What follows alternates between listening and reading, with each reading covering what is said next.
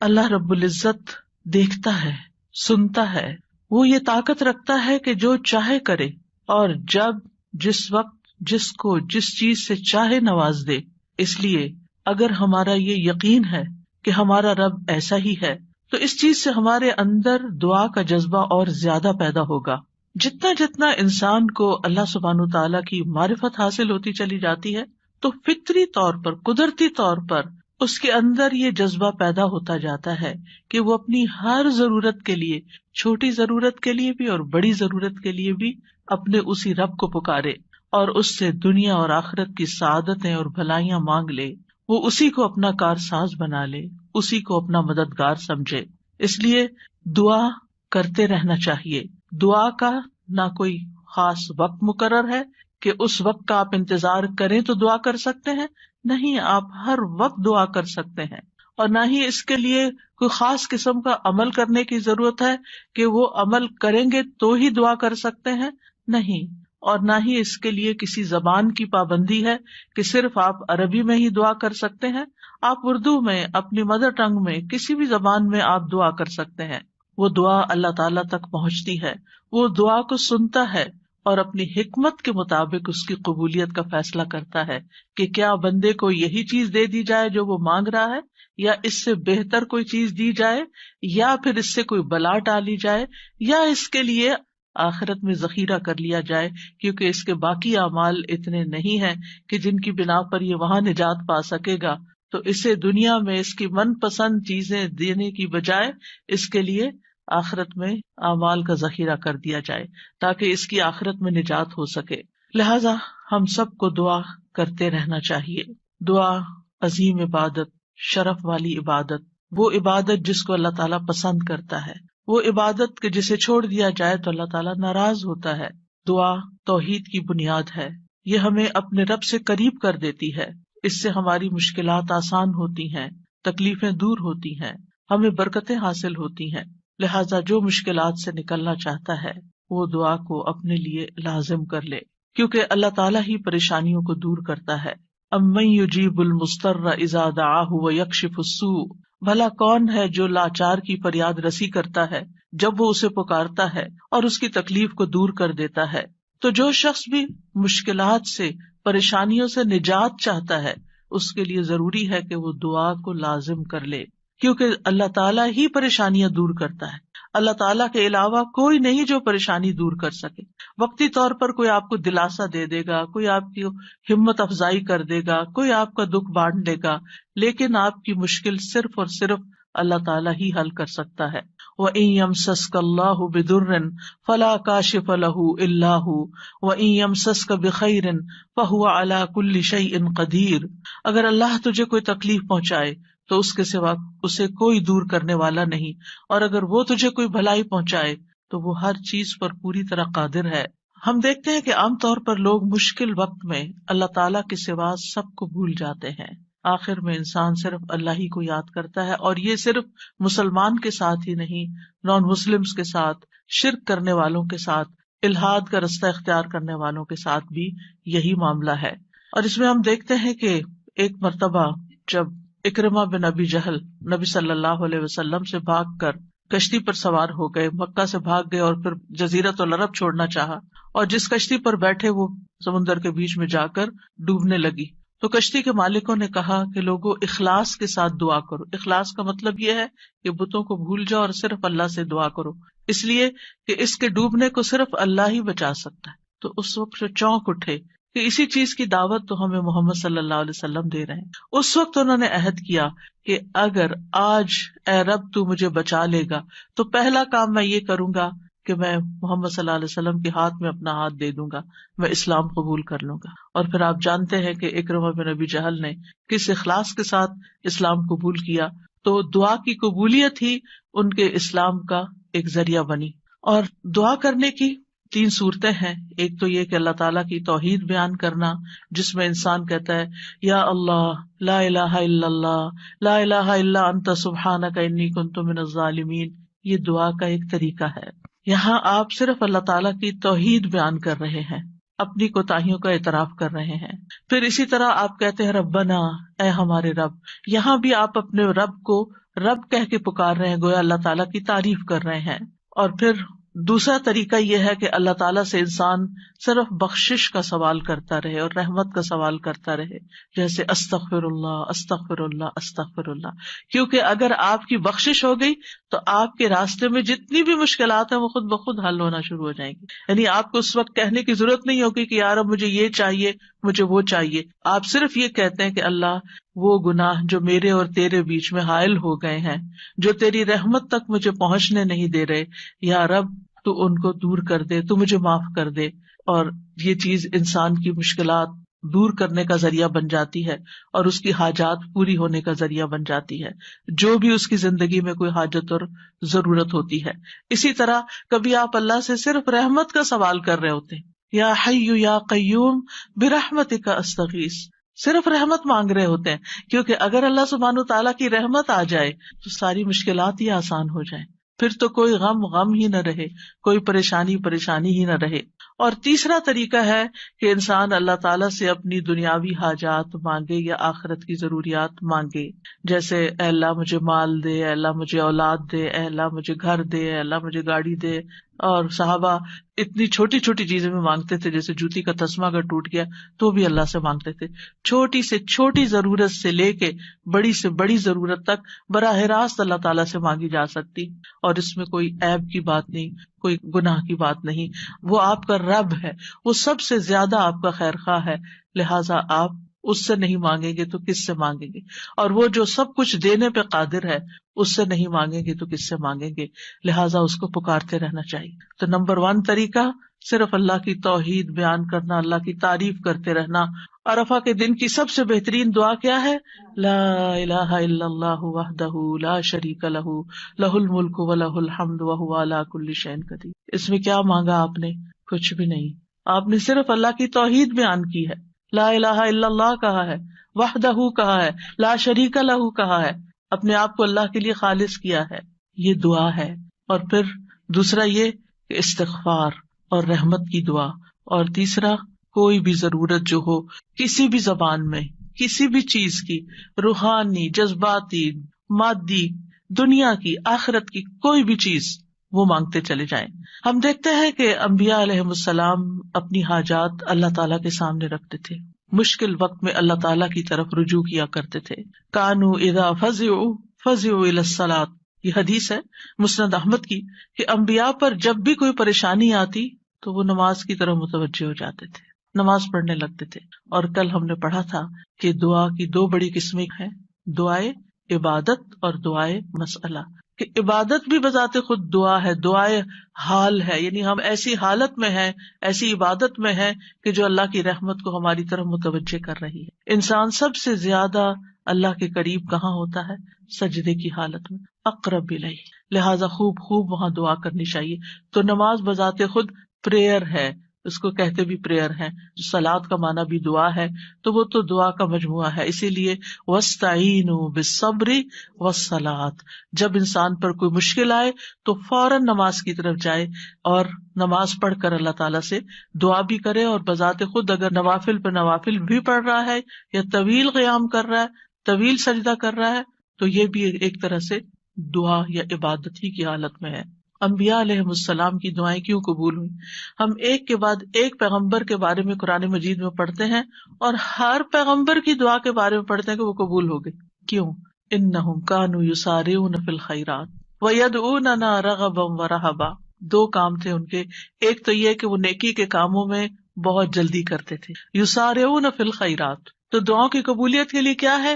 نیکیوں میں جلدی کریں، نیکیوں میں دوڑ لگائیں، نیکیوں میں آگے بڑھیں. وَيَدْعُونَنَا رَغَبًا وَرَهَبًا، اور وہ ہمیں پکارتے تھے رغبت کے ساتھ بھی اور رہبت کے ساتھ بھی، امید کے ساتھ بھی اور خوف کے ساتھ بھی. تو انسان کو اپنے رب کو امید اور خوف دونوں طریقوں سے پکارنا چاہیے. تو ہم دیکھتے ہیں کہ آدم علیہ السلام پر جب پریشانی آئی، شیطان کے کہنے میں وہ آ گئے اور پھر انہوں نے دعا کی، ربنا ظلمنا انفسنا وان لم تغفر لنا وترحمنا لنکونن من الخاسرین. کہ اے ہمارے رب، ہم نے اپنی جانوں پر ظلم کیا، اگر تو نے ہمیں نہ بخشا، ہم پر رحم نہ کیا تو ضرور ہم خسارہ پانے والوں میں سے ہو جائیں گے۔ تو کیا ہوا؟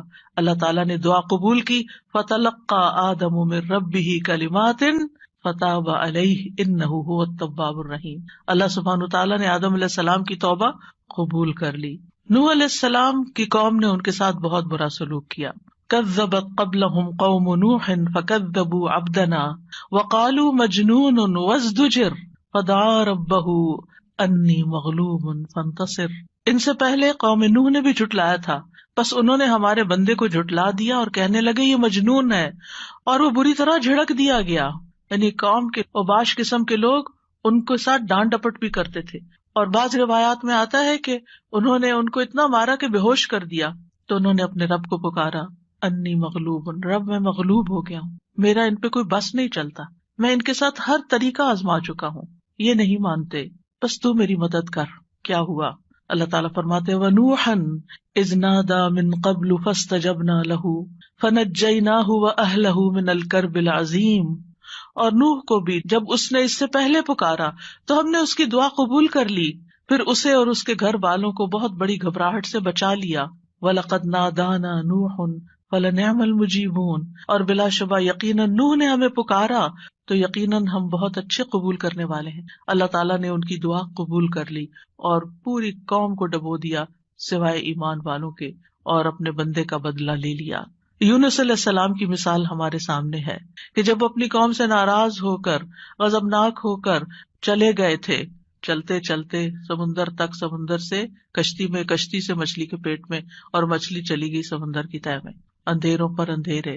فنادا فی الظلمات اللہ الہ الا انت سبحانک انی کنت من الظالمین۔ تو اس نے اندھیروں میں پکارا، تیرے سوا کوئی معبود نہیں، تو پاک ہے، یقیناً میں ظلم کرنے والوں میں سے ہوں۔ تو ہم نے اس کی دعا قبول کر لی اور اسے غم سے نجات دے دی، اور اسی طرح ہم ایمان والوں کو نجات دیتے ہیں، اوروں کو بھی دیں گے۔ ان ساری مثالوں میں ہمارے لیے سبق ہے۔ ہمارے حالات کتنے بھی تنگ ہوں، ہم کتنی بھی پریشانی میں ہوں، لیکن پیغمبروں سے زیادہ پریشانی ہم پر نہیں آئی۔ بعض جگہوں پر آتا ہے کہ آدم علیہ السلام 300 سال تک یہ دعا کرتے رہے، روتے رہے کہ مجھ سے غلطی ہوئی ہے۔ بالآخر رب نے ان کو کلمات سکھائے اور پھر دعا انہوں نے مانگی اور ان کی نجات ہوئی۔ بعض اوقات آزمائشیں لمبی ہو جاتی ہیں، لیکن ہمیشہ یقین رکھیے کہ رب سنتا ہے، وہ ضرور سنے گا، وہ کبھی بھی مجھے محروم نہیں کرے گا۔ لم اکم بدعائک رب شقیہ، تجھ سے مانگ کر اے رب میں کبھی بھی نامراد نہیں ہوا، تو ضرور سننے والا ہے۔ پھر ایوب علیہ السلام 18 سال تک ایک بیماری میں مبتلا رہے ہیں۔ وَأَيُّوبَ إِذْ نَادَى رَبَّهُ أَنِّي مَسَّنِيَ الضُّرُّ وَأَنْتَ أَرْحَمُ الرَّاحِمِينَ فَاسْتَجَبْنَا لَهُ فَكَشَفْنَا مَا بِهِ مِنْ ضُرٍّ وَآتَيْنَاهُ أَهْلَهُ وَمِثْلَهُمْ مَعَهُمْ رَحْمَةً مِّنْ عِنْدِنَا وَذِكْرَىٰ لِلْعَابِدِينَ۔ اور ایوب جب اس نے اپنے رب کو پکارا کہ بے شک مجھے تکلیف پہنچی ہے اور تو رحم کرنے والوں میں سب سے زیادہ رحم کرنے والا ہے، تو ہم نے اس کی دعا قبول کر لی، بس اسے جو تکلیف تھی دور کر دی، اور اس کے گھر والے اور ان کے ساتھ اتنے ہی اور عطا کر دیے اپنے پاس سے رحمت کے طور پر۔ ان لوگوں کے لیے یاد دہانی ہے یہ جو عبادت کرنے والے ہیں۔ یعنی بعض اوقات انسان سوچتا ہے میں عبادت بھی کرتا ہوں، میں اللہ تعالیٰ کی حرام کردہ چیزوں سے بھی بچتا ہوں، لیکن میں دعا کرتا رہتا ہوں مگر میری دعا نہیں سنی جاتی، معلوم نہیں کیوں۔ اب دیکھیے کس طرح یعقوب علیہ السلام سال ہا سال تک، بعض روایات میں 40 سال اور بعض میں اس سے بھی زیادہ وقت کے لیے وہ بیٹے سے جدا ہوئے تھے، اور مسلسل دعا کرتے رہے، مایوس نہیں ہوئے۔ اللہ تعالیٰ نے بالآخر ان کی دعا سن لی۔ چھوڑنا نہیں، پیچھے نہیں ہٹنا۔ ایوب علیہ السلام نے کہا تھا انی مسنی الضر وانت ارحم الراحمین، اللہ مجھے تکلیف پہنچی ہے اور تو سب سے بڑا رحم کرنے والا ہے، تو سب مہربانوں میں سے بڑھ کر مہربان ہے، تو مہربانی نہیں کرے گا تو اور کون کرے گا۔ تو یہاں انہوں نے اللہ تعالیٰ کی رحمت کی فریاد کی۔ پھر ابراہیم علیہ السلام مشکل ترین حالات میں اللہ تعالیٰ پر توکل کرتے ہیں۔ ابن عباس کہتے ہیں کہ یہ کلمہ حسبنا اللہ ونعم الوکیل ابراہیم علیہ السلام نے اس وقت کہا تھا جب انہیں آگ میں ڈالا گیا تھا، اور ان کے اس کلمے کی وجہ سے ان پر آگ ٹھنڈی ہو گئی، کیونکہ انہوں نے کہا تھا حسبنا اللہ ونعم الوکیل، حسبنا اللہ، اللہ ہمیں کافی ہے۔ یہ بھی پکارنے کا ایک انداز ہے، اللہ کی رحمت کو طلب کرنے کا ایک انداز ہے۔ اور ان کے اس کہنے پر اللہ سبحانہ تعالیٰ نے کیا فرمایا، قلنا یا نار کونی بردم وسلاما علی ابراہیم، اے آگ تو ابراہیم پر سراسر ٹھنڈک اور سلامتی والی بن جا۔ ابراہیم علیہ السلام نے نیک اولاد کی دعا کی، رب ہب لی من الصالحین فبشرناہ بغلام حلیم، اے میرے رب مجھے لڑکا عطا کر جو نیکوں میں سے ہو، تو ہم نے اسے ایک بردبار لڑکے کی خوشخبری دی، بغلام حلیم۔ ایسا نہیں ہوا کہ ابراہیم علیہ السلام نے ادھر دعا کی اور ادھر ان کو اسحاق اور اسماعیل علیہ السلام مل گئے، انتہائی بڑھاپے کی حالت میں جا کر بہت سالوں کے بعد دعا قبول ہوئی، لیکن قبول ہوئی۔ ہمارے لیے اس میں سبق یہ ہے کہ مانگتے رہیں چاہے سال ہا سال گزر جائیں۔ اور پھر وہ کہتے ہیں الحمدللہ الذی وہب لی علی الکبر اسماعیل و اسحاق ان ربی لسمیع الدعاء، سب تعریف اس اللہ کی ہے جس نے مجھے بڑھاپے کے باوجود اسماعیل اور اسحاق عطا کیے، بے شک میرا رب تو بہت دعا سننے والا ہے۔ اللہ سبحانہ تعالیٰ نے انہیں ہدایت یافتہ اولاد عطا کی تھی، یہ ان کے صبر کا نتیجہ تھا۔ ان کی زندگی تو مشکل میں گزری، لیکن اس کا بدلہ اللہ نے ان کو کیا دیا کہ ایسی اولاد دی جو ہمیشہ کے لیے ان کے لیے ناموری کا سبب بنی۔ وَوَهَبْنَا لَهُ إِسْحَاقَ وَيَعْقُوبَ، صرف بیٹا نہیں، بیٹے کے بعد پوتے کی بھی خوشخبری دی۔ کلن ہدینا، ہر ایک کو ہم نے ہدایت دی۔ ونوحن ہدینا من قبل، نوح علیہ السلام کو اس سے پہلے ہم نے گائیڈ کیا۔ ومن ذریتہ داود وسلیمان وایوب ویوسف وموسیٰ وہارون وکذلک نجزی المحسنین، اور اس کی اولاد میں سے داؤد اور سلیمان اور ایوب اور یوسف اور موسیٰ اور ہارون، اور اسی طرح ہم نیکی کرنے والوں کو جزا دیتے ہیں۔ یعقوب علیہ السلام کا حال آپ کے سامنے ہے، انہوں نے اپنے غم اور دکھ کی فریاد لوگوں کے سامنے نہیں کی، لوگوں کو جا کر اپنے دل کا حال نہیں بتایا۔ کیا کہا، انما اشکو بثی وحزنی الی اللہ واعلم من اللہ ما لا تعلمون۔ یعقوب علیہ السلام نے کہا، بے شک میں اپنی بے قراری اور غم کی شکایت صرف اللہ سے کرتا ہوں، اللہ ہی میرے دل کا حال جانتا ہے کہ یہاں کیسی کیسی بے قراری ہے بچے کی جدائی میں، اور میں اللہ کی طرف سے وہ باتیں جانتا ہوں جو تم نہیں جانتے۔ بہت کچھ جاننے کے باوجود انہیں یہ نہیں پتا تھا کہ بیٹا مصر میں ہے، اللہ نے نہیں بتایا۔ وہ کہہ سکتے تھے نا اللہ تعالیٰ مجھے بتا دیں وہ کہاں ہے، آپ تو جانتے ہیں، آپ مجھے بھی بتا دیں، لیکن اللہ سبحانہ تعالیٰ نے اس کا بھی ایک وقت رکھا تھا۔ اگر پیغمبروں کے لیے قبولیت کا ایک وقت ہے تو ہمارے لیے بھی دعاؤں کی قبولیت کا ایک وقت ہوتا ہے۔ قبولیت کا مطلب یہ نہیں ہوتا کہ بس منہ سے نکلتے ہی بات آپ کی فرمائش پوری ہو جائے۔ اور پھر آپ دیکھیے کہ کس طرح اللہ تعالیٰ نے ان کی دعا قبول کر لی۔ اور پھر ہم دیکھتے ہیں کہ یوسف علیہ السلام کی مثال، انہوں نے تو اپنے لیے ایک انوکھی ہی دعا مانگی، قال رب السجن احب الی، قید خانے میں جانے کی دعا کی تاکہ ان عورتوں کا قید اور مکر جو ہے وہ ان سے دور ہو جائے۔ فاستجاب لہ ربہ فصرف عنہ کیدہن، رب نے اس کی دعا قبول کر لی اور ان عورتوں کا مکر فریب حضرت یوسف سے ہٹا دیا۔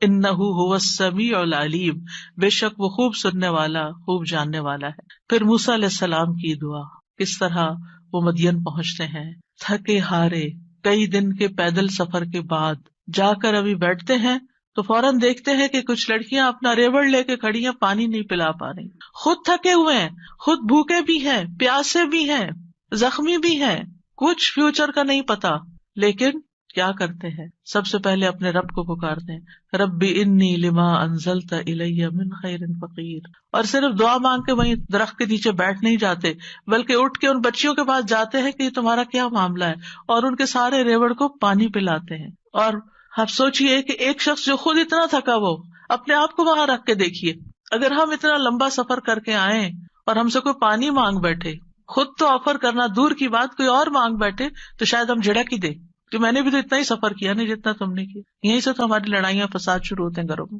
لیکن نیکی کرنے والے انہم کانوا یسارعون فی الخیرات، نیکی کے کاموں میں بہت جلدی کرتے تھے، سستی نہیں کرتے تھے، ضرورت مند کو دیکھا، پہچان لیا، اٹھے، نیکی کی، اور ابھی واپس آ کے بیٹھے ہی تھے کہ اللہ سبحانہ تعالیٰ کی طرف سے ہر چیز کی بشارت آ گئی، اور وہ بچی واپس آئی اور پھر گھر لے کر گئی، کھانے پینے کا بھی انتظام ہو گیا، شادی کا بھی انتظام ہو گیا، ٹھکانے کا بھی انتظام ہو گیا، اور اچھی صالح نیک کمپنی کا بھی۔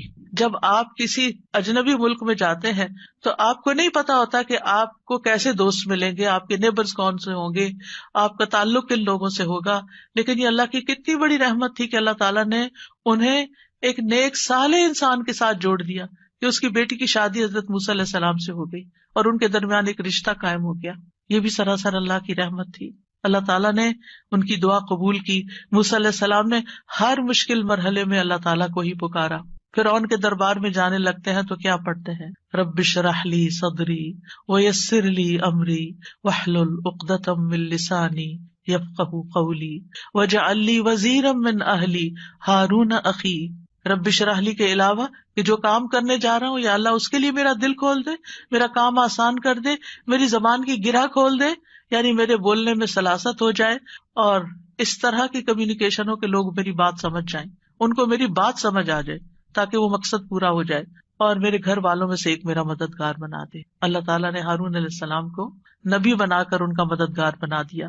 زکریا علیہ السلام کی مثال، مایوس نہیں ہے، سال ہر سال تک اولاد کی دعا کرتے، انتہائی بڑھاپے میں بھی.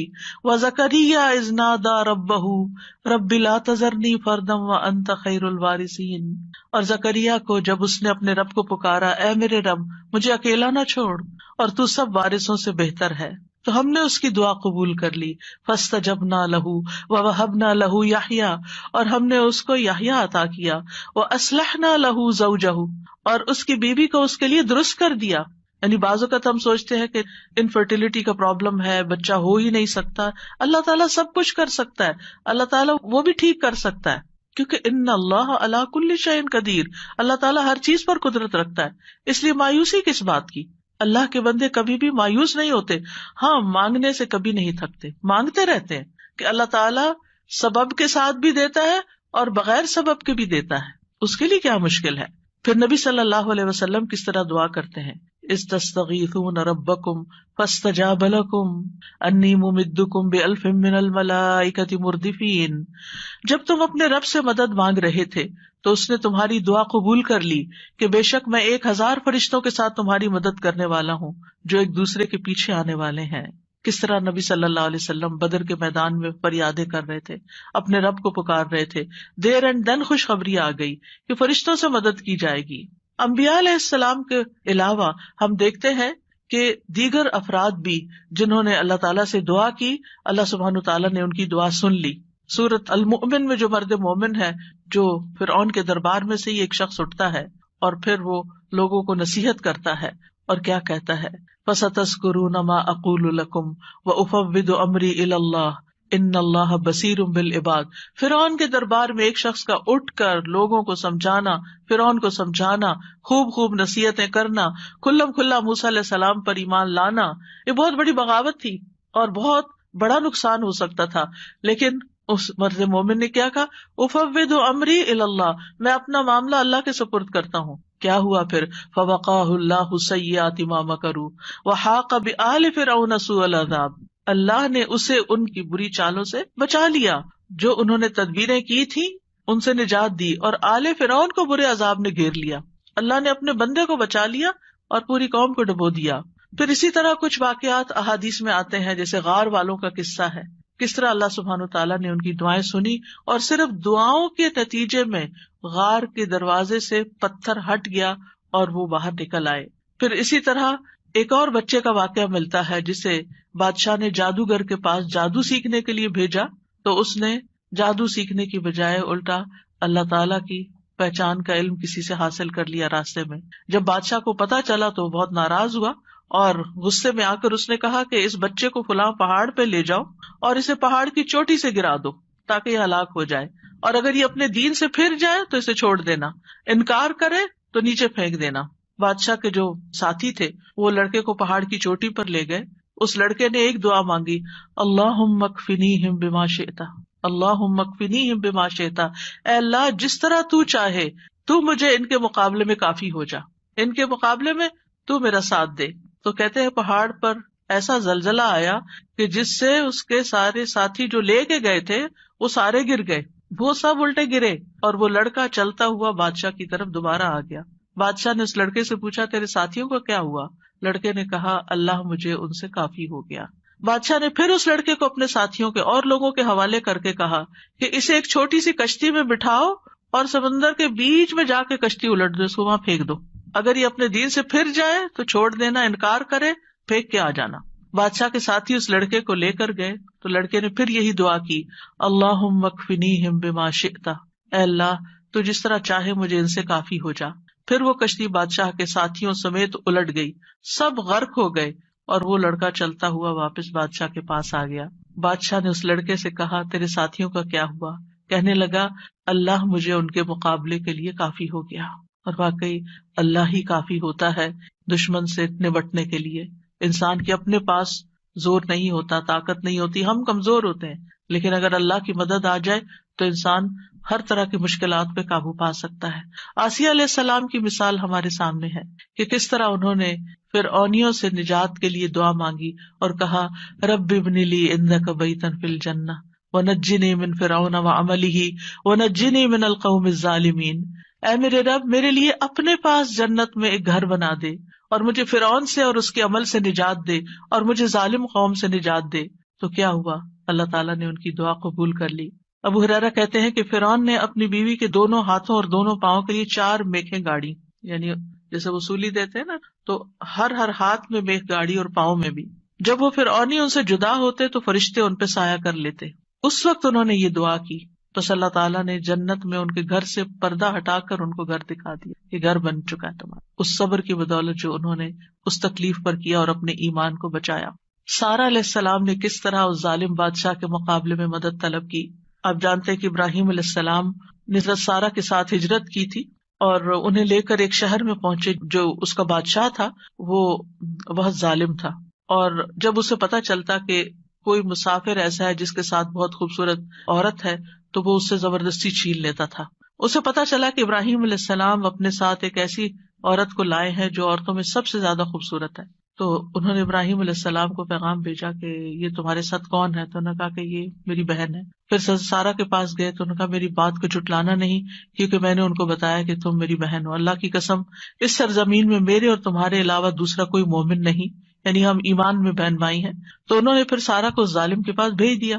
بادشاہ سارہ کی طرف بڑھنے لگا تو یعنی حضرت سارہ نے اٹھ کر وضو کیا، نماز پڑھنے لگی اور یہ دعا کی، اللہم ان کنت آمنت بک وبرسولک واحسنت فرجی الا علی زوجی فلا تسلط علی الکافر۔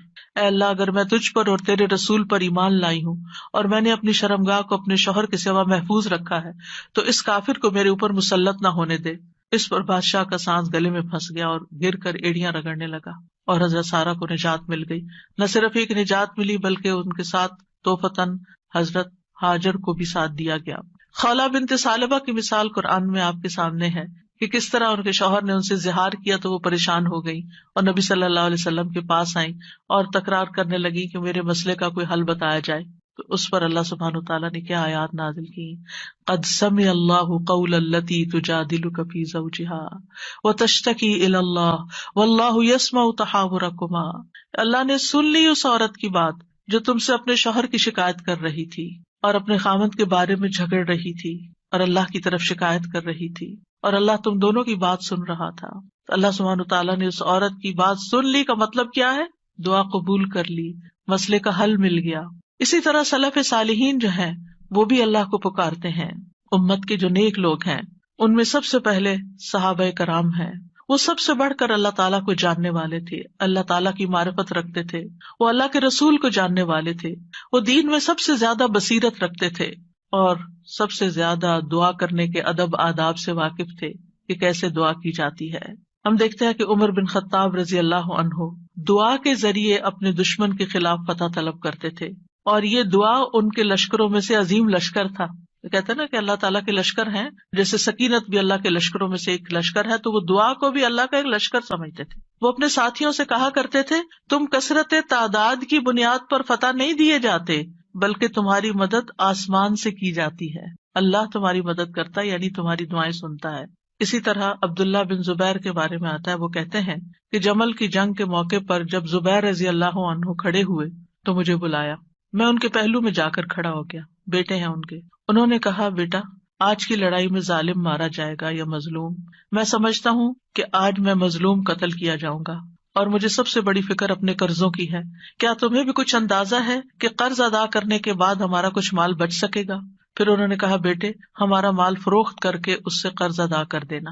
کہنے لگے بیٹا اگر قرض ادا کرنے سے عاجز ہو جاؤ تو میرے مولا سے اس میں مدد چاہنا، کام نہ ہو تو اللہ سے مدد چاہنا. عبداللہ نے بیان کیا کہ اللہ کی قسم، ان کے بیٹے کہتے ہیں اللہ کی قسم میں ان کی بات اس وقت نہ سمجھ سکا.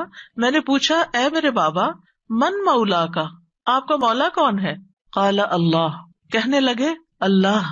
عبداللہ کہتے ہیں اللہ کی قسم قرض ادا کرنے میں جب بھی دشواری پیش آئی میں نے اسی طرح دعا کی یا مولا زبیر، ہے زبیر کے مولا، اقض عنہ دینہ، آپ ان کی طرف سے قرض ادا کر دیجیے، اس کا بندوبست کر دیجیے، اور ادائیگی کی کوئی نہ کوئی صورت پیدا ہو جاتی، دعا قبول ہو جاتی. سفیان ثوری کہا کرتے تھے اے وہ ذات جس کو اپنے تمام بندوں میں سے وہ انسان سب سے زیادہ محبوب ہے جو اس سے مانگے تو کثرت سے مانگے، یعنی اللہ تعالیٰ کو وہ شخص زیادہ پیارا ہے جو زیادہ دعائیں کرتا ہے. اے وہ ذات جس کو اپنے تمام بندوں میں سے وہ انسان سب سے زیادہ ناپسند ہے جو اس سے نہیں مانگتا، کیونکہ جو انسان دعا نہیں کرتا اللہ تعالیٰ اس سے ناراض ہوتا ہے. اور تیرے سوا کوئی بھی ایسا نہیں ہے اے میرے رب. کیا مطلب؟ کوئی بھی اور ایسا نہیں. اگر کسی سے بھی انسان ایک سے زیادہ دفعہ کچھ مانگ لے تو وہ ناراض ہو جاتا ہے، اور نہ مانگے تو خوش رہتے ہیں. ایون ماں باپ بھی آپ دیکھیں، اگر بچے ایک دفعہ کچھ مانگے تو کہ اچھا بیٹا لے لو، پھر دوسری دفعہ پھر مانگے تو ایک دن آتا ہے کہ ماں باپ بھی کہتے کہ تم کب تک مانگتے رہو گے، اپنا بندوبست خود کرو. لیکن اللہ سبحانہ تعالیٰ کبھی ایسا نہیں کہتے کہ کب تک تم مجھ سے دعائیں کرتے رہو گے. وہ پسند کرتے ہیں کہ بندہ دعا کرتا رہے. اور بعض لوگوں کو تو دعا میں ایسا لطف آتا ہے، اللہ تعالیٰ سے مناجات کرنے میں، اللہ تعالیٰ کو پکارنے میں، اللہ تعالیٰ کے آگے ہاتھ پھیلانے میں، اللہ تعالیٰ کی طرف رجوع کرنے میں ایسی لذت آتی ہے کہ ان کی یہ لذت اس چیز کی لذت سے بھی بڑھ جاتی جو وہ مانگ رہے ہوتے ہیں. تو اس لیے کبھی بھی انسان مانگنے سے دور نہ رہے، مانگتا رہے.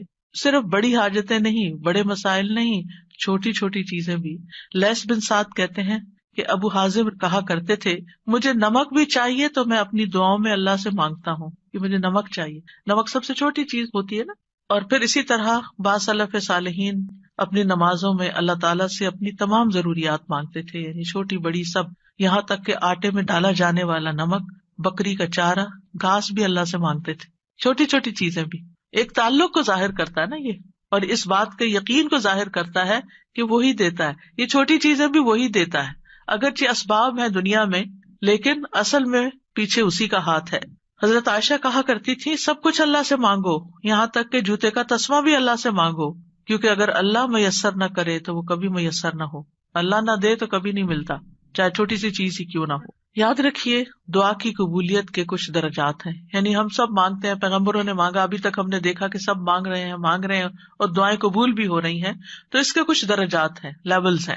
رسول اللہ صلی اللہ علیہ وسلم نے فرمایا اگر کوئی شخص اللہ سے دعا کرتا ہے تو اس کی دعا ضرور قبول ہوتی ہے، اس کی دعا ضرور قبول ہو جاتی ہے، خواہ دنیا میں اسے وہ چیز دے دی جائے، یعنی جو مانگ رہا ہے وہ یہیں مل جائے، یا اس کے لیے آخرت میں ذخیرہ بنا دیا جائے، یا پھر اس دعا کے بقدر اس کے گناہوں کا کفارہ ادا ہو جاتا ہے، بشرطے کہ اس کی دعا کسی گناہ یا قطع رحمی کے لیے نہ ہو اور وہ جلدی نہ کرے.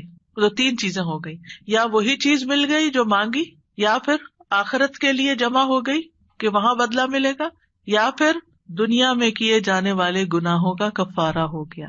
بعض اوقات انسان اللہ کی نافرمانی کے کچھ کام کر رہا ہوتا ہے، مثلا نماز کے لیے صبح وقت پہ نہ اٹھنا.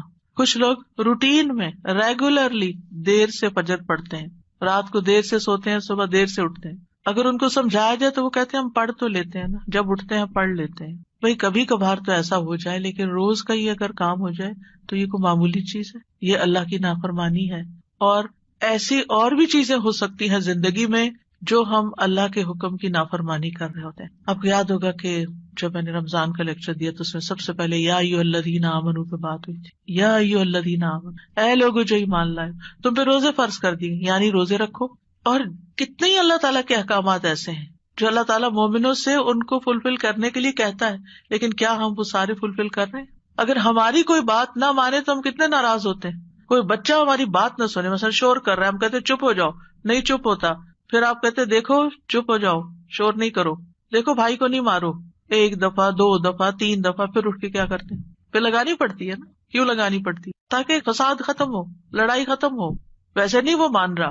ہمارا بھی یہی حال ہے. اللہ تعالیٰ ہمیں ڈھیل دیے رکھتے ہیں، یہ غلط کام نہیں کرو نہیں کرو نہیں کرو، مختلف چانسز ملتے رہتے ہیں، نہیں چھوڑتے. پھر اللہ تعالیٰ کسی مشکل میں ڈال دیتے ہیں. اب بندے بنو گے تم، اب آؤ گے میری طرف. پھر بندہ اللہ کی طرف رجوع کرتا ہے، پھر توبہ کرتا ہے، پھر معافیاں مانگتا ہے، پھر دعائیں کرتا ہے، پھر اللہ سبحانہ وتعالیٰ اس کی دعا سن لیتا ہے اور اس کے پچھلے گناہ معاف ہو چکے ہوتے ہیں. جب تک دعائیں کرتا رہتا ہے، وہ عبادت کی حالت میں ہوتا ہے نا، تو اس عبادت سے ان الحسنات یذہبن السیئات، گناہ جب معاف ہو جاتے ہیں، بندہ نکھر کے ٹھیک ہو جاتا ہے، پھر اس کی دنیا کی مشکل آسان ہو جاتی ہے اور آخرت میں بھی اس کی صفائی ہو چکی ہوتی ہے، گناہ کم ہو چکے ہوتے ہیں. ہمیں سمجھ نہیں آ رہی ہوتی کہ یہ ہمارے ساتھ کیا ہو رہا ہے، ہماری دعا کیوں نہیں قبول ہو رہی، لیکن وہ قبول ہو رہی ہوتی ہے. وہ کہیں اور کام کر رہی ہے، وہ کسی اور طریقے سے قبول ہو رہی ہے، وہ گناہوں کی معافی کا ذریعہ بن رہی ہے. اسی لیے دعا کا ایک طریقہ کیا ہے؟ صرف استغفار کرنا. جیسے نوح علیہ السلام نے کہا تھا فَقُلْتُ اسْتَغْفِرُوا رَبَّكُمْ إِنَّهُ كَانَ غَفَّارًا يُرْسِلِ السَّمَاءَ عَلَيْكُمْ مِدْرَارًا. قحط سالی ہو گئی، بارشیں رک گئی، استغفار کرو، بارشیں برسنے لگیں گی. تمہارے گناہوں کی وجہ سے رکی تھی، توبہ کر لو، پھر حالات اچھے ہو جائیں گے. سارے مل کے توبہ کرو، پوری قوم توبہ کرے. اسی لیے وہ صلاۃ الاستسقاء پڑھی جاتی ہے، سب مل کے دعا کرتے ہیں اللہ تعالیٰ سے. تو نبی صلی اللہ علیہ وسلم نے فرمایا بشرطے کہ اس کی دعا کسی گناہ یا قطع رحمی کے لیے نہ ہو اور وہ جلدی نہ کرے. صحابہ نے عرض کیا یا رسول اللہ جلدی سے کیا مراد ہے؟ آپ نے فرمایا یہ کہے کہ میں نے اللہ سے دعا کی لیکن اس نے قبول نہیں کی. یہ نہ کہے کبھی. بعض اوقات کوئی شخص اپنا مسئلہ بتاتا ہے نا اور اس کو حل یہ بتایا جاتا ہے دعا کرو، تو کہتے ہیں دعا تو بہت کی ہے بھائی، پھر اور کیا کرنا ہے؟ پھر بھی دعا ہی کرنی ہے، ابھی اور بھی کرنی ہے، ابھی کاؤنٹ پورا نہیں ہوا، ابھی ٹائم پورا نہیں ہوا. جب تک وہ ٹائم نہیں آتا تمہیں مانگتے چلے جانا ہے، مانگتے رہو، اسی میں فائدہ ہے. تمہیں نہیں پتا تمہارے لیے کتنا بڑا اجر اکٹھا ہو رہا ہے. اگر آج وہ قبول ہوگی نا، تم پھر مستی میں آ جاؤ، کیونکہ اللہ تعالیٰ کو زیادہ پتا ہے نا کہ اس بندے کو اگر میں نے یہ چیز دے دی اس کی تو آخرت خراب ہو جائے گی. آپ کو نہیں پتا ہوتا کہ آپ اگر اپنے بچے کو اس ایج میں گاڑی لے دیں گے تو وہ کیا کرے گا، اس ایج میں فلاں چیز دے دیں گے تو کیا کرے گا. حالانکہ آپ افورڈ کر سکتے ہیں، آپ اس کو دے سکتے ہیں، لیکن کیوں نہیں کوئی چیز دیتے اس وقت جب وہ مانگ رہا ہوتا ہے، آپ کی منتیں کر رہا ہوتا ہے، دائیں بائیں آگے پیچھے دن رات آپ کے پیچھے بچے پڑ جاتے ہیں. مجھے یاد ہے کہ میرے ایک بچے کو جب فون چاہیے تھا تو پیچھا ہی نہیں چھوڑتا تھا، دن رات میرے پیچھے. میں نہیں دینا چاہتی تھی کہ ابھی وہ ایج نہیں میچورٹی کی کہ جس میں فون دیا جائے. تو کیا میں ظالم تھی؟ نہیں، اسی کی خاطر، اسی پر مہربانی اور اسی کے فائدے کی خاطر نہیں دینا چاہتی. یہ تو ہم انسان ہیں کم عقل، چھوٹی سی عقل میں تھوڑی سی بات سمجھ جاتے ہیں کہ ابھی یہ چیز نہیں دینی. اسی طرح آپ کے گھر میں مثلاً کوئی شوگر کا پیشنٹ ہے، اس کا من پسند کھانا رکھا ہوا ہے لیکن آپ اس کو نہیں دیتے. کیوں نہیں دیتے؟ ایسا نہیں ہے کہ وہ ہے نہیں کھانا، سب کچھ ہے، لیکن اس لیے نہیں دیتے کہ وہ کھا کر بیمار ہوگا اور بیمار ہوگا، سخت نقصان ہو سکتا ہے. نہیں دینا. تو کیا اللہ تعالیٰ کو نہیں پتا کہ جو کچھ ہم مانگ رہے ہیں وہ ابھی ہمیں اس کو دینا ہے یا نہیں دینا، ابھی یہ کام ہو جانا چاہیے یا نہیں ہو جانا چاہیے؟ اس کو ہم سے زیادہ پتا ہے. وَلِلَّهِ الْمَثَلُ الْأَعْلَىٰ. اس لیے کوئی بھی اگر دعا قبول نہیں ہوتی کوئی بات نہیں، موقع غنیمت جانے اللہ سے قریب ہونے کا، قریب تر ہوتے جانے کا. اسی میں خیر ہے، اسی میں بھلائی ہے. قَدْ جَعَلَ اللَّهُ لِكُلِّ شَيْءٍ قَدْرًا. اللہ نے ہر چیز کا ایک اندازہ رکھا ہے، وقت رکھا ہے، ایک ٹائم ہے، اس پر ہو جائے گا. اب یہ جو 3 ہے قبولیت کے راستے، ان میں سے سب سے پہلا کہ کبھی اللہ تعالیٰ وہ چیز دے دیتا ہے جو ہم مانگتے ہیں. مثلاً ابراہیم علیہ السلام نے نیک بیٹا مانگا تھا، ربی حبلی من الصالحین. انہوں نے صرف بیٹا نہیں مانگا، کہا ربی حبلی من الصالحین، اللہ مجھے نیک بیٹا دے. کتنی عقل مند تھے نا. ہم جب کوئی چیز مانگتے ہیں تو بس کہتے ہیں کچھ مل جائے، بس جو بھی مل جائے لے لیں گے. نہیں، کوالٹی والی چیز مانگے، اللہ سب کچھ دے سکتا ہے. تو اللہ تعالیٰ نے کیا کیا؟ فبشرناہ بغلام حلیم. تو ہم نے اسے ایک بہت بردبار لڑکے کی، بہت ٹالرنٹ، بہت ہمبل، بہت اچھے اخلاق والے بچے کی خوشخبری دی. آپ دیکھیں کہ ہم حلم اور برداشت کو نیکی نہیں عام طور پہ سمجھتے کہ یہ بھی کوئی نیکی، حالانکہ یہ نیکیوں کی بنیاد بن جاتی. جس بندے کے اندر ٹالرنس ہوتی ہے، وہ دوسرے کی بات سن کے برداشت کر جاتا ہے، وہ وار سہ جاتا ہے، وہ شوق برداشت کر لیتا ہے. کہ کتنی بڑی کوالٹی، کتنی بڑی خوبی کہ کوئی آپ کو اوفینڈ کر رہا ہے اور آپ اوفینڈ نہ ہو، اور اگر ہوں بھی تو آپ برداشت کر جائیں اور اپنے منہ سے کچھ نہ بولیں، ایک کان سے سونے دوسرے سے نکال دیں اور اس کو دل پر نہ لیں. کچھ لوگوں کا حال یہ ہوتا ہے کہ اگر چھوٹی سی بھی کوئی بات ان کو کہہ دے تو وہ ان کے اندر ایسی ہلچل مچاتی ہے کہ انہیں ہر چیز بھول جاتی ہے اور وہ وہی سوچے جاتے. یہ بھی اپنے آپ کو ٹارچر دینا ہے. جس نے وہ بات کی اس کو تو شاید خبر بھی نہ ہو تو میٹھی نیند سو رہا ہو اور آپ خواہ اپنے بستر پہ کروٹ بدل رہے ہیں. تو یہ کیا ہے؟ ریزسٹنس نہیں ہے آپ کے اندر. آپ ہر چیز لیے جا رہے ہیں اپنے اوپر. بھیا کیوں اپنے اوپر ہر چیز لیے جا رہے ہیں؟ پرے پھینکے اس کو اٹھا کے کہ اس نے کہا، اس کا اخلاق، اس کی غلطی اسی پر. میں اپنے دل میں یہ نہیں سوچوں. اپنے آپ کو بول کے کہا کرے. آواز کا بھی ایک اثر ہوتا ہے. بولا کرے مجھے اس بات کو اب نہیں سوچنا، مجھے اس کو محسوس نہیں کرنا، مجھے اپنے دل میں نہیں رکھنا. اور پیٹرن بریک کر کے کچھ ایسی چیز پڑھے، کچھ ایسا کام کرے کہ بھول جائیں اس کو. اور نیکسٹ ٹائم وہ شخص سامنے آئے تو منہ بنا کے اور غصے کی آنکھوں سے مت دیکھیں. اچھے سے اسمائل کر کے دیکھیں، اچھے سے اسمائل کر کے بات کریں. آپ دیکھیں گے کہ وہ جو غصہ آیا بھی تھا نا وہ کہیں چلا جائے گا. لیکن ہم غصے کو پرورش دیتے ہیں، اس کی پرورش کرتے ہیں. کہا تھا نا اس نے، اب میں نے اس کے ساتھ یہ کرا. اندر ہی کھچڑی پکاتے رہتے ہیں. اور جب وہ شخص سامنے آتا ہے تو کوئی نہ کوئی سخت لفظ بول جاتے ہیں کیونکہ ہم بدلہ لینا چاہ رہے ہوتے. اب کیا ہے، آپ نے تو ایک لفظ بولا، ہو سکتا ہے وہ 10 اور بول دے. آپ بتائیں کیا کریں گے؟ مسئلہ تو حل نہیں ہوا، مسئلہ تو وہیں کھڑا رہا، پریشانی تو وہیں رہی.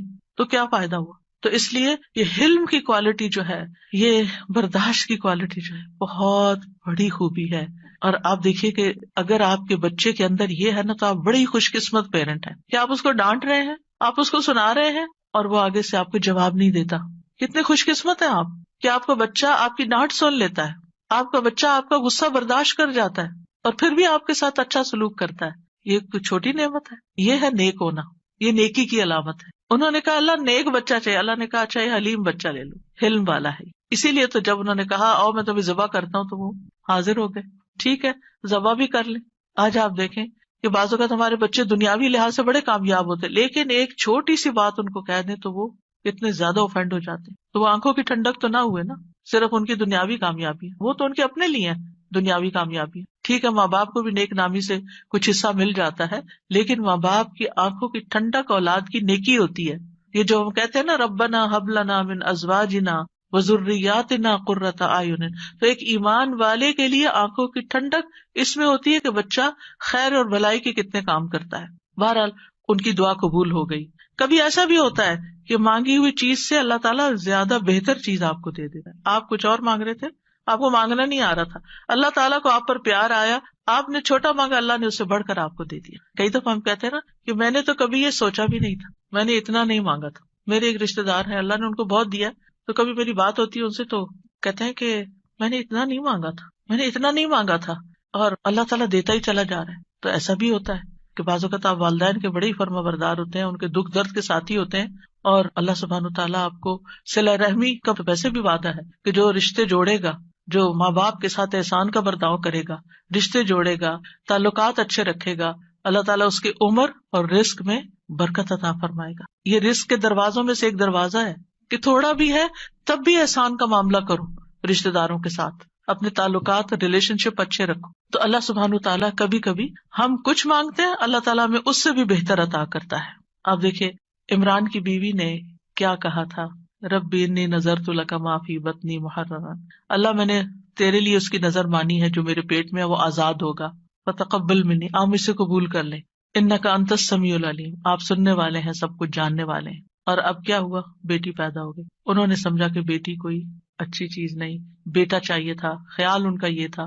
واللہ اعلم بما وضعت ولیس الذکر کالانثی، اللہ تعالیٰ نے کیا فرمایا کہ لڑکا لڑکی کی طرح نہیں ہوتا. یہاں جو کام بیٹی کرے گی وہ بیٹا نہیں کر سکتا. اور پھر حضرت مریم سے کیسی خیر دنیا میں جاری ہوئی. اللہ نے ان کو کس طرح چنا، ایمان والی عورتوں کی سردار ہیں وہ. کبھی اللہ تعالیٰ مانگی ہوئی چیز جیسی کوئی تکلیف دور کر دیتا ہے. آپ کچھ مانگ رہے ہوتے ہیں اور ادھر سے تکلیف آ رہی ہوتی ہے، اللہ تعالیٰ اس مانگنے کی وجہ سے اس تکلیف کو پیچھے ہٹا دیتے ہیں. ہم کہتے ہیں ہماری دعا قبول نہیں، کتنی غلط بات کرتے ہیں، استغفر اللہ. ہم کہتے ہیں میری دعا قبول نہیں، بھائی ہو چکی ہے، اللہ نے فرمایا ہے نا اجیب دعوت الداعی اذا دعانی، میں قبول کرتا ہوں. کیسے کہتے ہو نہیں قبول ہوتی؟ ہوئی ہے، تمہیں نہیں پتا کس شکل میں ہوئی ہے. تم چھوٹی چیز مانگ رہے تھے، میں تمہیں بہتر دینے والا ہوں. تم کچھ مانگ رہے تھے، میں تم سے مصیبت دور کر رہا ہوں. اگر وہ مصیبت دور نہ کرو تو یہ تمہاری مانگی ہوئی چیز مل بھی جائے تو تم فائدہ نہیں اٹھا سکتے اس سے. نبی صلی اللہ علیہ وسلم نے فرمایا جو مسلمان کوئی ایسی دعا کرے جس میں گناہ یا قطع رحمی کا کوئی پہلو نہ ہو تو اللہ اسے 3 میں سے کوئی ایک چیز ضرور عطا فرماتے ہیں. یا تو فوراً ہی اس کی دعا قبول کر لی جاتی, یا آخرت کے لیے ذخیرہ کر لی جاتی, یا اس سے اس جیسی کوئی تکلیف دور کر دی جاتی. صحابہ نے عرض کیا اس طرح تو پھر ہم بہت کثرت کریں گے. آپ نے فرمایا اللہ اس سے بھی زیادہ کثرت والا ہے, یعنی آپ بہت مانگو گے تو اللہ تعالیٰ اس سے بھی زیادہ دے سکتا ہے, تمہارے مانگنے سے بھی زیادہ دے سکتا ہے. کبھی گناہوں کا کفارہ بن جاتی ہے, حدیث میں آتا ہے وَإِمَّا أَن يُكَفَّرَ عَنْهُ مِن ذُنُوبِهِ بِقَدْرِ مَا دَعَا, یا پھر اس دعا کی وجہ سے اس کے گناہوں کا کفارہ ادا ہو جاتا ہے, ایکسپیشن ہو جاتی ہے. یعنی بعض اوقات ہماری نماز میں کوئی کمی رہ جاتی ہے, بعض اوقات روزے میں رہ جاتی ہے, زکوٰۃ میں رہ جاتی ہے, کئی چیزیں ہیں جو ہمارے فرائض ہیں ہم ادا کر رہے ہوتے ہیں لیکن کہیں نہ کوئی کمی ہوتی ہے اور اس کا ہمیں پتہ ہی نہیں چلتا. کبھی وضو میں کوئی کمی رہ جاتی تو ان چیزوں کا پھر کفارہ تو کرنا ہے نا. تو پھر یہ دعائیں جو ہیں یہ اس کبھی کوتاہی کا بھی کفارہ کرتی. پھر یاد رکھیے کہ جو لوگ مایوس ہوتے ہیں اور اللہ سے مانگتے نہیں, مانگنا چھوڑ دیتے ہیں, تو اللہ تعالیٰ نے ایسے لوگوں کی مذمت بیان کی. اگر وقتی طور پر وہ نہیں مل رہا جو آپ کے دل میں اٹکا ہوا ہے کہ یہی ملنا چاہیے, اور پھر آپ کو نہیں ملتا اور آپ دعا مانگنا چھوڑ دیتے ہیں, تو یہ طریقہ درست نہیں. وقال ربکم ادعونی استجب لکم, تمہارا رب فرماتا ہے مجھ سے دعا کرو میں تمہاری دعا قبول کروں گا. ان الذین یستکبرون عن عبادتی, بے شک جو لوگ میری عبادت سے تکبر کرتے ہیں, سیدخلون جہنم داخلین, وہ جہنم میں ضرور ذلیل و خوار ہو کے داخل ہوں گے. دعا روک دینا یہ سوچ کر قبول نہیں ہوتی تو فائدہ نہیں مانگنے کا. یہ کیا ہے دراصل اللہ سے مایوس ہونا, نا امید ہونا اور اللہ سے ناراض ہونا, تبھی تو آپ اس کو چھوڑ رہے ہیں. پھر آپ کہاں جائیں گے؟ تو اللہ تعالیٰ کو یہ چیز سخت ناپسند ہے. امام شوکانی رحمہ اللہ اس آیت کے بارے میں کہتے ہیں یہ آیت کریمہ اس بات پر دلالت کرتی ہے کہ دعا عبادت کا حصہ ہے, پس اللہ سبحانہ تعالیٰ نے اپنے بندوں کو حکم دیا ہے کہ وہ اس سے دعا مانگے, یعنی دعا مانگنے کا حکم اللہ تعالیٰ نے دیا ہے. پھر فرمایا ان الذین یستکبرون عن عبادتی, یہ آیت اس بات کا فائدہ دیتی ہے کہ دعا عبادت ہے اور اللہ سے دعا نہ مانگنا تکبر ہے, اور اس تکبر سے زیادہ برا عمل کوئی نہیں. یعنی وہ جب منافقین سے کہا جاتا تھا نا کہ تم رسول کے پاس آؤ اور استغفار کرو, تو وہ سر جھٹک دیتے, ہم نہیں جاتے, ہم نہیں کرتے. آج بھی آپ دیکھیں کہ بعض اوقات کسی کو نیکی کی کوئی بات کہی جاتی کہ یہ صدقہ کر لو, یہ نیکی کر لو, تو وہ سر جھٹک کے چلے جاتے, اور نہیں تمہارے پاس کچھ کہنے کو, ہر وقت یہی نصیحت ہے. تو انسان کی اس میں سب سے زیادہ محرومی ہے کہ انسان دعا چھوڑ دے, اس ہستی سے مانگنا چھوڑ دے جو اس کا خالق ہے, اس کا مالک ہے, اس کا رازق ہے, اس کو زندگی دینے والا ہے, اس کی موت بھی اس کے ہاتھ میں ہے, ثواب اور سزا دینے والا ہے. تو تکبر جو ہے انتہائی ناسمجھی کی چیز ہے اور نعمتوں کی ناشکری ہے. فرعون کیوں ڈوبا تھا, فرعون کیوں غرق ہوا؟ تکبر کی وجہ سے. قارون کو کیا مشکل ہوئی, قارون کیوں زمین میں دھنسا؟ فرعون پانی میں ڈوبا اور قارون زمین میں دھنسا, ایک خشکی میں ڈوبا اور ایک سمندر میں, دونوں کا مسئلہ ایک ہی تھا اور وہ تھا تکبر, پرائڈ, غرور. تو مشکل وقت میں اللہ کو نہ پکارنا دلوں کی سختی کی علامت ہے. یعنی جو تکلیف کے وقت بھی اللہ سے دعا نہیں کرتا, اس کا مطلب یہ کہ اس کا دل سخت ہو چکا ہے, ہارڈ ہارٹیڈ ہے. سورۃ الانعام میں اللہ تعالیٰ فرماتے ہیں فلولا اذ جاءہم بأسنا تضرعوا, پھر جب ہمارا عذاب ان پر آیا تو انہوں نے عاجزی کیوں نہیں کی, دعائیں کیوں نہیں کی کہ اللہ اس عذاب کو ٹال دے. ولکن قست قلوبہم, لیکن ان کے دل سخت ہو گئے تھے.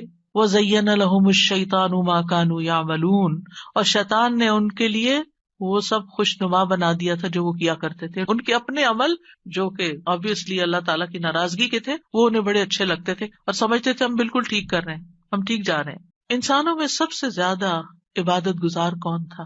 اللہ کے رسول صلی اللہ علیہ وسلم. لیکن سب سے زیادہ ہمبلنس اور سب سے زیادہ دعائیں بھی آپ نے مانگی. یعنی جب میں مسنون اذکار دیکھتی ہوں, سبحان اللہ, یعنی کہ آپ تہجد کے وقت, اٹھنے کے وقت سے لے کر پھر آپ فجر پڑھنے اور اس کے بیچ میں صبح کے اذکار اور پھر اس کے بعد جو ہر موقع کے اذکار اور پھر نمازیں اس کے علاوہ ہے, تلاوت قرآن اس کے علاوہ ہے, اور پھر رات کو سوتے وقت کے اذکار.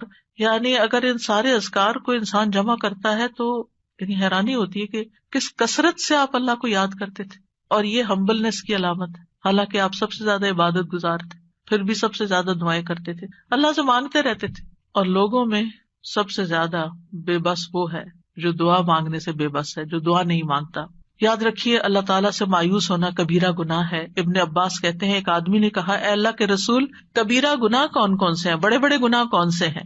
آپ نے فرمایا اللہ کے ساتھ شرک کرنا، اللہ کے رزق سے مایوس ہو جانا اور اللہ کی رحمت سے مایوس ہونا. کبھی بھی مایوس نہیں ہونا چاہیے. پھر ایک اور بات اس سلسلے میں یہ یاد رکھی جائے کہ جہاں ہمیں اللہ سے مانگنا چاہیے وہاں ہمیں غیر اللہ سے نہیں مانگنا چاہیے، کیونکہ اللہ کے سوا سب سہارے کمزور ہیں. اب دیکھیں قرآن مجید میں صحابہ نے جتنے بھی چیزوں کے بارے میں پوچھا اس کے بارے میں آتا ہے یسألونک، وہ آپ سے سوال کرتے ہیں، وہ سوال کرتے ہیں. لیکن جب دعا کے بارے میں پوچھا تو اللہ تعالیٰ نے کیا فرمایا، وَإِذَا سَأَلَكَ عِبَادِي عَنِّي، میرے بندے جب آپ سے سوال کرتے ہیں.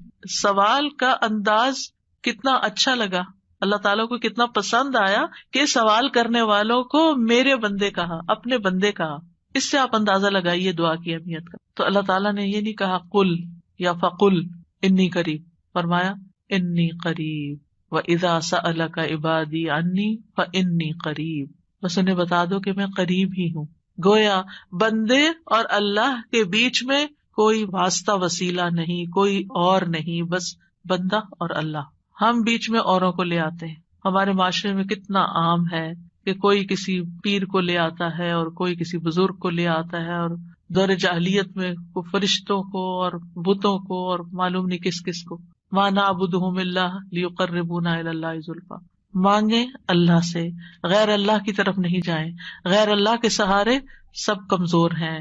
مثل الذین اتخذوا من دون اللہ اولیاء کمثل العنکبوت اتخذت بیتا وان اوہن البیوت لبیت العنکبوت لو کانوا یعلمون. ان لوگوں کی مثال جنہوں نے اللہ کے سوا اور مددگار بنا رکھے ہیں، مکڑی کی مثال جیسی ہے جس نے گھر بنایا، حالانکہ بے شک سب گھروں میں سے کمزور گھر مکڑی کا ہے اگر وہ جانتے ہوتے. غیر اللہ تو ایک مکھی بھی پیدا نہیں کر سکتے. غیر اللہ کو پکارنا سب سے بڑی گمراہی ہے. وَمَنْ أَضَلُّ مِمَّنْ يَدْعُو مِن دُونِ اللَّهِ مَن لَّا يَسْتَجِيبُ لَهُ إِلَىٰ يَوْمِ الْقِيَامَةِ وَهُمْ عَن دُعَائِهِمْ غَافِلُونَ. اور اس سے بڑھ کر کون گمراہ ہے جو اللہ کے سوا انہیں پکارتا ہے جو قیامت تک اس کی دعا قبول نہیں کریں گے. یعنی قبروں میں سوئے ہوئے یا فرشتے یا جن یا کوئی اور مخلوق، کسی سے بھی نہیں، اور وہ ان کے پکارنے سے بے خبر ہیں. اور جب سب لوگ اکٹھے کیے جائیں گے تو وہ ان کے دشمن بن جائیں گے، یعنی غیر اللہ وہ دشمن بن جائیں گے اور ان کی عبادت سے منکر ہوں گے. کیوں نہیں پکارنا چاہیے غیر اللہ کو؟ کیونکہ اللہ کے سوا کوئی کسی چیز کا مالک نہیں ہے. وہ دعا قبول کرنے کی استطاعت نہیں رکھتے. پہلی بات یہ کہ وہ سنتے بھی نہیں ہیں، قبر میں نہیں سنتے. وہ جب وہ سنتے نہیں ہیں تو پھر آپ کی بات کا جواب بھی نہیں دیتے، اور آپ کی ضرورت کہاں سے پوری کریں گے یا آپ کے لیے وسیلہ کہاں سے بنیں گے. مدد کرنے کی طاقت بھی نہیں رکھتے. سورۃ الاعراف میں آتا ہے والذین تدعون من دونہ لا یستطیعون نصرکم ولا انفسہم ینصرون. تم جنہیں اللہ کو چھوڑ کر پکارتے ہو نہ وہ تمہاری مدد کر سکتے ہیں اور نہ خود اپنی مدد ہی کے قابل ہے. نہ وہ نفع دے سکتے ہیں، نہ نقصان دور کر سکتے ہیں، نہ تکلیف کو ہٹا سکتے ہیں، نہ اس کو بدل سکتے ہیں. رسول اللہ صلی اللہ علیہ وسلم نے فرمایا جو شخص اس حالت میں مر جائے کہ وہ اللہ کے سوا اوروں کو بھی پکارتا ہو تو وہ آگ میں داخل ہوگا. کتنی سخت بات ہے. کیسے لوگ کہتے ہیں یا علی، یا پیر عبد القادر جیلانی، اور یا پتہ نہیں کون کون. نہیں، اللہ کے سوا کسی کو نہیں پکارنا. تو بہرحال ہم سب کو اللہ ہی کی طرف رجوع کرنا ہے اور اللہ ہی سے دعا کرنا ہے. اللہ سبحانہ تعالیٰ سے دعا ہے کہ وہ ہمارے اس علم کو ہمارے سینوں میں محفوظ کر دے اور ہمیں اس عبادت کی توفیق عطا فرمائے اور ہم سے راضی ہو جائے اور ہماری خطائیں معاف کر دے. جی اساسی ایک سوال تھا اور ایک کچھ جی ضرور. سوال میں تو یہ تھا جیسے آپ نے بتایا دعا ہم اردو میں بھی مانگ سکتے ہیں، تو کیا جب ہم سجدے میں دعا مانگتے ہیں اس وقت بھی اردو میں مانگ سکتے ہیں یا نہیں؟ نہیں، سجدے میں، نماز کے سجدے میں نہیں، ویسے الگ سے سجدے میں پڑھ کے دعا کرنی تو وہ کر سکتے ہیں. اچھا اوکے، جزاکم اللہ خیرا. سبحانک اللہم و بحمدک اشہد ان لا الہ الا انت استغفرک و اتوب الیک. السلام علیکم و رحمۃ اللہ وبرکاتہ.